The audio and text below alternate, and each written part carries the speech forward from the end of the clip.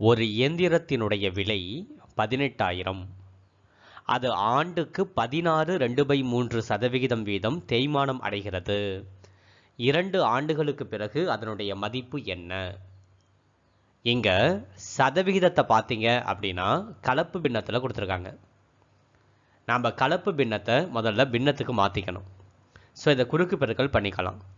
16 3ஆல் பெருக்கினா 48, 48ஓட 2 கூட்டினா 50. ஸோ இது 50/3. இந்த கணக்கு போடுறதுக்கான formula P 1 minus R/100 whole power n. இங்கே P அப்படிங்கிறது 18,000 ரூபாய். 1 மைனஸ் R அப்படிங்கிறது 50/3. கீழே ஒரு 100 இருக்குது பார்த்தீங்களா? இந்த 100ஐ 3ஓட பெருக்கிடலாம். ஸோ அது 300 ஆகிடும். ஹோல் பவர் n இருக்குது பார்த்தீங்களா? என்னன்னா ஆண்டுகள். ஸோ இங்கே 2 ஆண்டுகள். அதனால் எண்ணுக்கு பதிலாக 2 போட்டுக்கிறேன். 50ஆல் இந்த 300 அடிக்கலாம். அடித்தா 6 வாட்டி வரும். அப்போது இதை குறுக்கு பெருக்கல் பண்ணணும். 18,000 அப்படியே இருக்கட்டும்.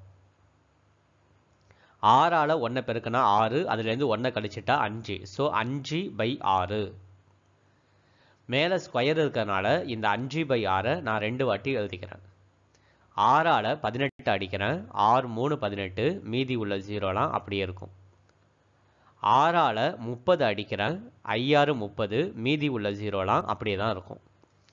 ஸோ இங்கே 500 இருக்குது. அங்கே 5ஐயும் 5ஐயும் பெருக்கினா 25. இப்போ நம்ம 500ஐயும் 25ஐயும் பெருக்கணும்.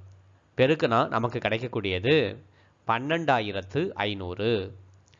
ஸோ இந்த கணக்கினுடைய ஆன்சர் ஆப்ஷன் பி, 12,500. இந்த வீடியோ உங்களுக்கு பிடிச்சிருந்துச்சி அப்படின்னா ஒரு லைக் பண்ணுங்கள். உங்களுடைய நண்பர்களுக்கும் இந்த வீடியோவை ஷேர் பண்ணுங்கள். இதே போன்ற வீடியோ உங்களுக்கு ரெகுலராக கிடைக்கணும் அப்படின்னா மறக்காமல் நம்மளுடைய சேனலை சப்ஸ்கிரைப் பண்ணுங்கள். அத்தோடு மட்டும் இல்லாமல் உங்களுடைய கணித சந்தேகங்களை மறக்காமல் டெலகிராம் ஆப்பில் கோல்டன் மேக்ஸ் அப்படிங்கிற பக்கத்தில் பதிவிடுங்க. கண்டிப்பாக உங்களுடைய சந்தேகத்துக்கான பதில் இங்கே வீடியோவாக வெளியிடப்படும். மீண்டும் உங்களை அடுத்த வீடியோவில் சந்திக்கிறேன். அதுவரை நன்றி, வணக்கம்.